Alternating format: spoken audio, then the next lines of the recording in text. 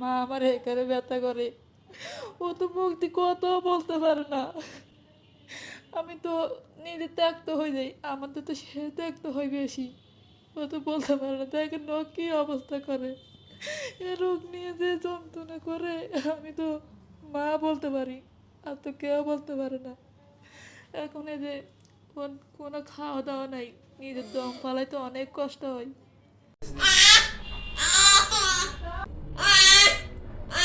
হয়তো আমাদের নিজের শরীর ডাক্তার কাছে বিক্রি করে দিতে হবে। পুলা সব ফুলে গেছে সব কিছু, মানে ওর এই যে পাটা দেখেন আপনারা, যে পায়ে পানি জমে ফুলে গেছে, মানে সব কিছু, মানে এই যে এই হইল অবস্থা। ওর তো এখনো শুধু মা ছাড়া কোনো কথা এখন ও বলতে পারে না। যে সন্তান মারা ছাড়া থাকে না, এখন সে রোগ নিয়ে একটু জুম করিস। সারাক্ষণ ব্যস্ত পড়ে থাকে, কিন্তু আমার কথা এখন ওর কাছে মনেই নেই। ও শুধু রোগ নিয়ে যন্ত্রণা ভোগাইতে আছে, যন্ত্রণা শুধু রোগ দিয়ে ওর অনেক কষ্ট যাইতেছে। আপনারটা মাস ধরে এই যে ইসরাফিল এমন বিরল রোগে ভুগতেছে, যার পেটের মধ্যে একটা টিউমার আছে 19 সেন্টিমিটারের। আসসালামু আলাইকুম। এই মুহূর্তে আছি আমরা ধানমন্ডি শঙ্করে আহমেদ মেডিকেলে শিশু ইসরাফিলকে নিয়ে, যার পেটের মধ্যে পুরোটাই টিউমার এত বড় হয়ে গেছে যে আসলে মানে এখন মানে ও যে কি কষ্ট ফিল করতেছে। তো ওর চিকিৎসার জন্য আমি উদ্যোগ নিয়েছিলাম, তো সেখান থেকে ফেসবুক এবং ইউটিউবের মাধ্যমে আপনারা সাহায্য পাঠাচ্ছেন। সেই সাহায্যের দ্বারাই প্রত্যেক দিন 19,000, 20,000, 21,000 টাকা চিকিৎসা খরচ। তো সেই সম্পূর্ণ খরচটা আপনাদের ফেসবুকে দানের টাকা এবং ইউটিউবের দানের টাকা, মানুষ আপনারা 5 টাকা, 10 টাকা, 100 টাকা, 5,000 টাকা, যে যেভাবে পারতেছেন সাহায্য পাঠাচ্ছেন। সেই সাহায্য দিয়েই ওর এই যে প্রত্যেক দিন ইনজেকশন এক একটা 5,312 টাকা।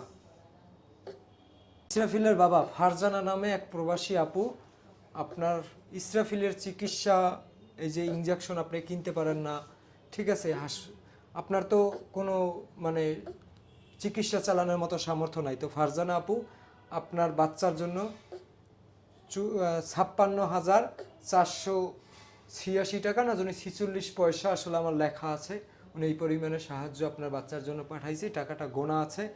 ভাবি এই টাকাটা আপনি রাখেন আপনার কাছে। আর ওর মালয়েশিয়া থেকে রাসেল নামে এক ভাই আপনার ইসরাফিলের ভিডিও দেখে, উনি মালয়েশিয়ার ওনার যত বন্ধু বান্ধব ছিল, রুমমেট ছিল, তাদের মাধ্যমে 7,500 টাকা সাহায্য তুলে পাঠিয়েছে, এই টাকাটাও রাখবেন। সেই টিউমারের কারণে খাদ্যনালী, পাকস্থলী সব কিছু চাপ দিয়ে রেখেছে এবং ও তেমন কিছু খেতে পারে না। ওর রগ সব ফুলে গেছে, ওর পায়ের মধ্যে পানি জমে গেছে। ওর আসলে মানে এই থেরাপির মাধ্যমে, এই যে 5,312 টাকা ইনজেকশনের মাধ্যমে আসলে ওকে আসলে এই পেটটা কমাতে হবে। কমানোর পরে আসলে ওর অপারেশন করতে হবে এবং ডাক্তার বলছে প্রায় 10 লাখ টাকা লাগবে। ফারজানা আপু এবং রাসেল ভাই পাঠানো মোট 64,000 আর আপনার এখানে আছে, যেটা আপনার ইসরাফিলের চিকিৎসার জন্য দেওয়া হয়েছে। হাসপাতালে এখন পর্যন্ত বাকি কয় টাকা বিল আছে? 48,000 কয় টাকা জানি বিল আসছে। এই টাকাটা দিয়ে কালকে হাসপাতালের বিলটা দিয়ে দিবেন। আর যারা সাহায্য পাঠাইছে তাদের জন্য আল্লাহ একটু দোয়া তাদেরকে করবেন। আল্লাহ সুস্থ রাখুক, ভালো রাখুক, তাদের হাত পায়ের রথ সুস্থ রাখুক, সবার ভালো, যার সন্তান আছে, বাচ্চা জন বাচ্চা আছে, সবারই ভালো রাখুক। এই ওরা যে আমার যে আপুটা 56,000 টাকা দিচ্ছে, 56,500, আমরা মনে করি কি বিদেশিরা 2-3 লাখ টাকা ইনকাম করে, কিন্তু তারা যে কত পরিমাণে কষ্ট করে ইনকাম করে এইটা কিন্তু শুধুমাত্র তারা জানে, এই জানি অনেক তারাই জানে, পরিশ্রম হয়, জানি অনেক আমরা কষ্ট কিন্তু হয়, দেখি ঠিক না। আল্লাহ ওই আফুরে হায়াত বারাক, রিজিক দেখ, হাত রাতে ভালো রাখুক। আমার সন্তানের জন্য যে টাকাগুলা উনি দিয়েছে, রাসেল ভাই যে টাকাগুলা দিয়েছে, আল্লাহ ওদেরকে আরো রিজিক বাড়ে দেখ, আল্লাহ আরো সুস্থ রাখুক, ভালো রাখুক। এখনো কি পরিমাণে ওর জন্য টাকা লাগবে? এখন পর্যন্ত আমার কাছে এখন পর্যন্ত প্রায় কয় টাকা খরচ হয়ে গেছে আপনাদের চিকিৎসার জন্য? এই হাসপাতালে প্রত্যেকদিন খরচ কত? প্রতিদিন আপনার তো ডেলি 20,000 টাকার মধ্যে খরচ হয়। প্রত্যেকদিন ওষুধ টষুধ সব কিছু সব মিলিয়ে মিলিয়ে আজকে হাসপাতালে ভর্তি কয়দিন? আজকে হাসপাতালে ভর্তি আপনারা 8 দিন। 8 দিন। তো এখন পর্যন্ত এই যে কিরকম টাকা খরচ হয়ে গেছে হিসাব আছে? আপনি আনুমানিক ধারণা করতে পারেন? তাও কিন্তু প্রায় 1,60,000 টাকা খরচ। এরকম হয়েছে, 1.5 লাখ টাকার মতো খরচ হয়ে গেছে। এখন এখন পর্যন্ত আরো কত টাকা ওর চিকিৎসার অপারেশন পর্যন্ত ওর চিকিৎসার জন্য টোটাল কত টাকা লাগবে ডাক্তার কি বলছে? ডাক্তার বলছে টোটাল আপনার 10 লাখ টাকার কথা। 10 লাখ টাকার কথা। তো তো ওই টাকা যেগুলা পাইছি ওগুলা দিতে চিকিৎসা এখন পর্যন্ত চালাইতেছি। আমার কাছে মানুষ 2,40,000 টাকার মতো সাহায্য পাঠাইছে, ঠিক আছে? তো দোয়া করবেন যেন আমি আমার বাড়ি পিরোজপুর, আমি পিরোজপুরের ছেলে হয়ে আপনাদের নোয়াখালীর ওর জন্য যে উদ্যোগটা নিতে পারছি, এই মানুষজন যে আগাই আসতেছে, কেউ 5 টাকা 10 টাকা 20 টাকা, কেউ 5,000 টাকা, কেউ 10,000 টাকা, এই যে আপু দিল 56,500 টাকা। তো এই ধারায় জানি মানে আপনার বাচ্চার চিকিৎসার খরচটা আমি জানি ম্যানেজ করে দিতে পারি। এইটা শুধু নামাজ পড়ে দোয়া করবেন এবং দোয়া করবেন যারা টাকাটা আপনার সন্তানের জন্য সাহায্যটা আপনি পাঠান। যদি আমার পাশে আরো আগে দাঁড়াইতেন তাহলে আমার ছেলের ট্রিটমেন্ট আরো আগে ভালো হতো, কিন্তু আমি তো আপনার ঠিকানা তখন পাইনি। ওর ইসরাফিলের আব্বু তো মানুষের বাড়িতে বাড়িতে আপনার যে ফেরি করে প্লাস্টিক বিক্রি করে, তো আপনাদের ঘর বাড়ি কি সবই বিক্রি করে দিছেন? মানে কিছু আছে নতুন করে বিক্রি করার মতো কিছু আছে? আমার কাছে কিছু এমন কিছু নাই আমাদের থেকে, আমরা দেন ওই কিছুটা বিক্রি করে ছেলের পিছে আবার দেখবো, ওরকম কিছু নাই আমাদের। আমি নিজের বাড়ি ঘর হারাই এবং কি পরের বাড়িতে থাকতেছি। ওর বাবা তো মানে প্লাস্টিক যে ভ্যানটায় করে বিক্রি করতো ওটাও তো বিক্রি করে ওটা দিছে। দিয়ে ফেলাইছে, মানে আমার যতটুকু ওর কি ছিল চিকিৎসা আপনারা করাইছিলেন না? চিকিৎসা তো চিকিৎসা করাইছি, শুধু অপারেশনের ডেট মানে ওরে করাইতে পারিনি আমি। অপারেশনটা আপনার করাইতে পারেন নাই। জি না, পরীক্ষা দিতে দিতে সব টাকা পরীক্ষার মধ্যে চলে যায়। তখন যদি আপনাদের আমি শাকিলের জায়গায় যদি প্রতিবেশী বা কি এলাকার যারা স্বেচ্ছাসেবী আছে, ভালো ভালো কাজ করে, বাকি মেম্বার চেয়ারম্যান, বাকি এলাকার গণ্যমান্য ব্যক্তি, তারা যদি কোনো উদ্যোগ নিত, কত টাকা ম্যানেজ করে দিতে পারলে আপনার ইসরাফিলের চিকিৎসাটা সম্পূর্ণ হয়ে যেত তখন? তখন টাকা বেশি লাগতো না, আপনার হয়তো 1-1.5 লাখ টাকা হলে ও চিকিৎসাটা ট্রিটমেন্ট তাও ভালো তো হতো। আপনাদের কাছে কিছু টাকা ছিল তখন। ওদের বাড়ি নোয়াখালী মাইজদি আন্ডারচর গ্রামে। তো আমি ওদের নাম ঠিকানা সহ পিরোজপুর বসে একটা পোস্ট করেছিলাম, সেইখানে আপনারা 50,000 টাকার মতো সাহায্য পাঠাইছেন আমার নাম্বারে। এরপরে আমি ওকে ঢাকা এনে হাসপাতালে ভর্তি করেছি।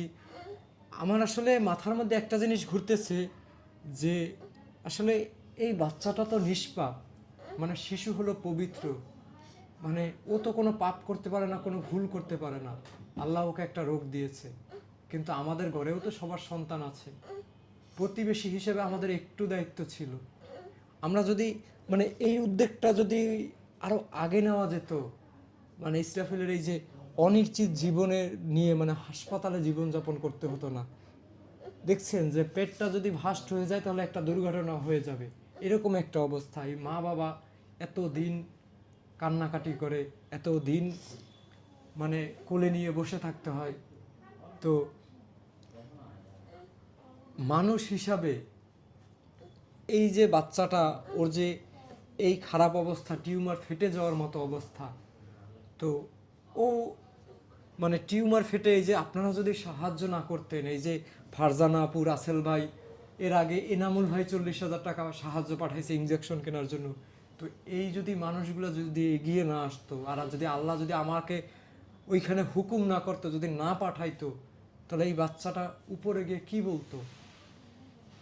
মানে ডিবিসি টিভি চ্যানেলের মতো একটা টিভি চ্যানেল নিউজ করার পরে সেই এলাকার মেম্বার চেয়ারম্যান রাজনীতিবিদ এলাকাবাসী স্বেচ্ছাসেবীদের টনক নড়ে না।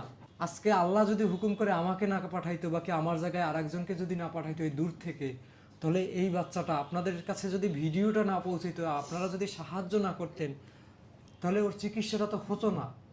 তো এরপরে ও উপর আল্লাহর কাছে মানুষ হিসাবে তো একটু চিকিৎসা পাওয়ার অধিকার তো আছে, আমাদের শিক্ষার অধিকার আছে, চিকিৎসার অধিকার আছে, আমাদের এগুলো নাকি মৌলিক অধিকার। তো এই নিষ্পাপ মানে পবিত্র শিশুটা আল্লাহর কাছে কি একটু অভিযোগ করতো না যে আল্লাহ আমার দোষ কোথায় ছিল? আমি তো কোনো পাপ করি নাই, আমি তো কোনো ভুল করি নাই, মানুষ কেন আমাকে এত অবহেলা করলো? আমি কেন এই একটা বছর মানে 1.5টা বছর আমি কেন এত কষ্ট পেলাম? এই কথাগুলো কি একবারও বলতো না? এই যে সিরাজগঞ্জের শিশু ইসরাফিল, যারে 6,85,112 টাকা সাহায্য তুলে দিলাম, সে মারা গেল। মানে ইন্ডিয়াতে নিয়ে যাওয়ার কথা ছিল, 35 লাখ টাকা অপারেশনের জন্য প্রয়োজন, ভিসা পাসপোর্ট বিমানের টিকিট কাটার পরে ও মারা গেল। তবু ওর হয়তো বা একটা মানে ও একটা অনেক কষ্ট নিয়ে মৃত্যু হলেও ও একটা শান্তি পেয়েছে যে না, মানুষ আমার জন্য চেষ্টা করছে।